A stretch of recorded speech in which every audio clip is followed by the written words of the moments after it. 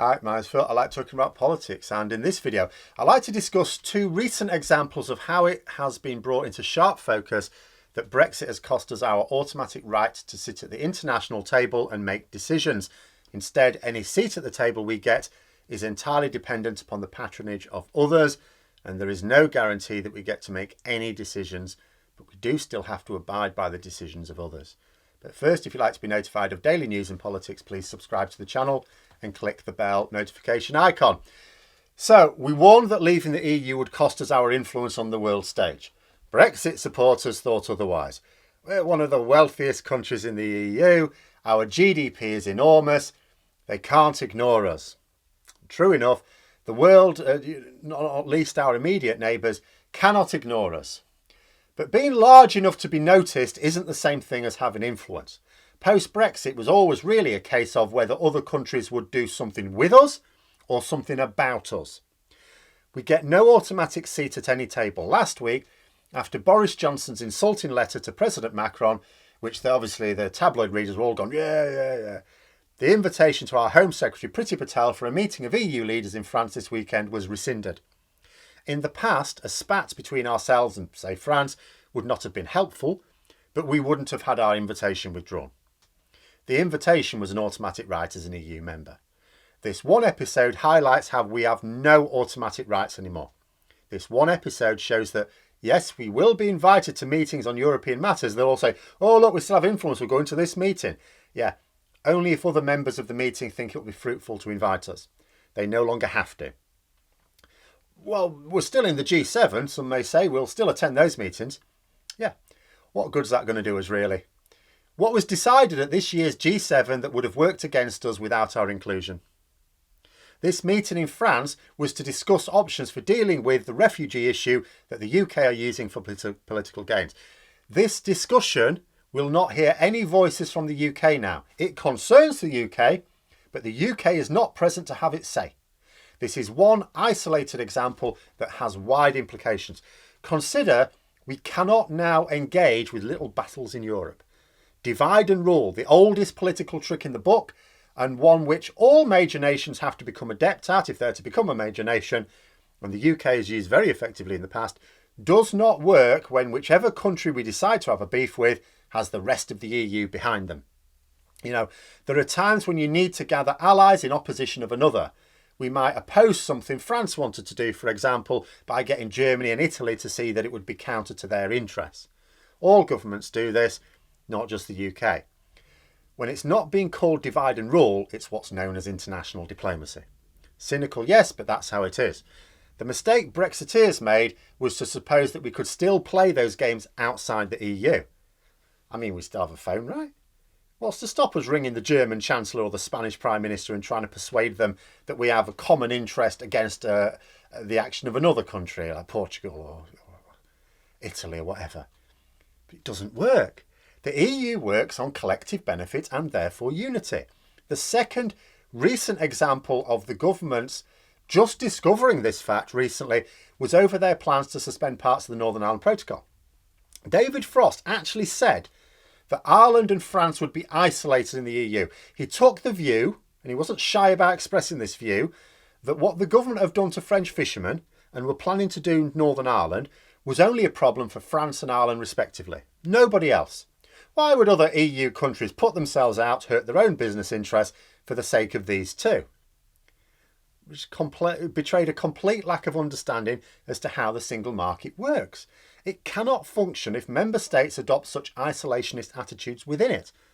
You know, the single market is by its nature protectionist, but those inside cannot be with respect to each other. It doesn't work. But the same issue is going to scupper the UK's interest in Europe time after time. The government will think that it has a plan that is in the interests of powerful EU countries and can get them on side. And if we were members of the EU, it'd probably work. But if it's against the interests of other EU countries, we can't do this now. Whenever we try to challenge one EU country, we are now challenging them all.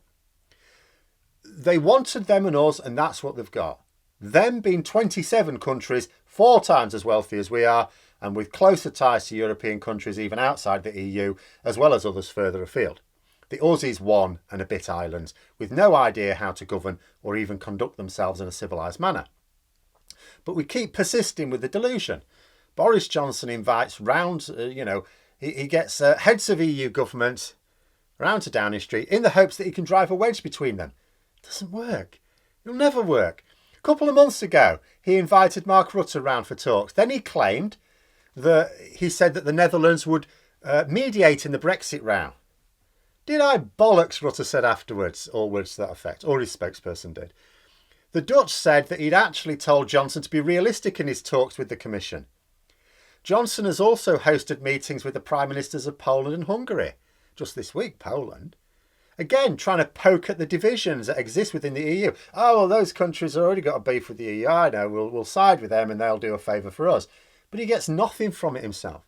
No advantage came his way from the meeting with Hungary. No advantage will come his way from the meeting with Poland. In terms of his Northern Ireland Protocol plans or anything like that. It's not just that Johnson cannot break EU unity over the fishing rights dispute or the Northern Ireland Protocol.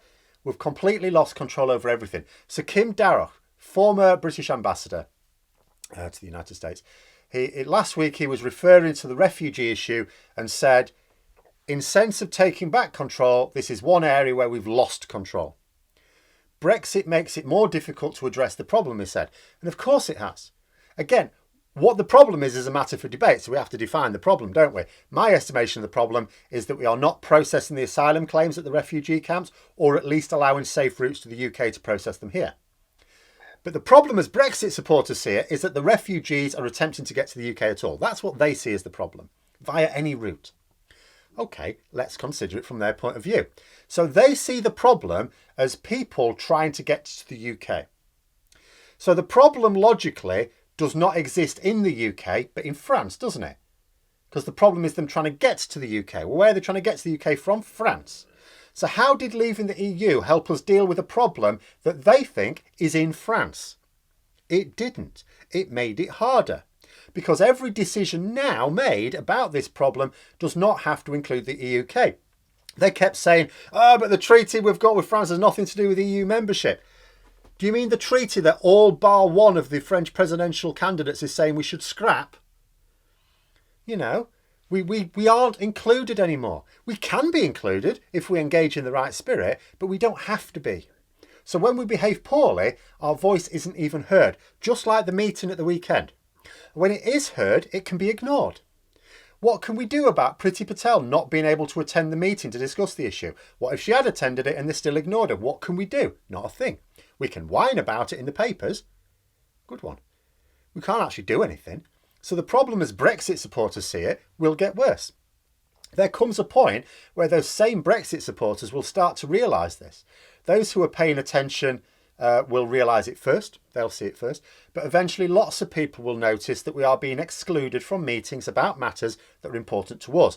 We'll start to see that all these things that we're upset about, we carry on being upset about. This never used to happen.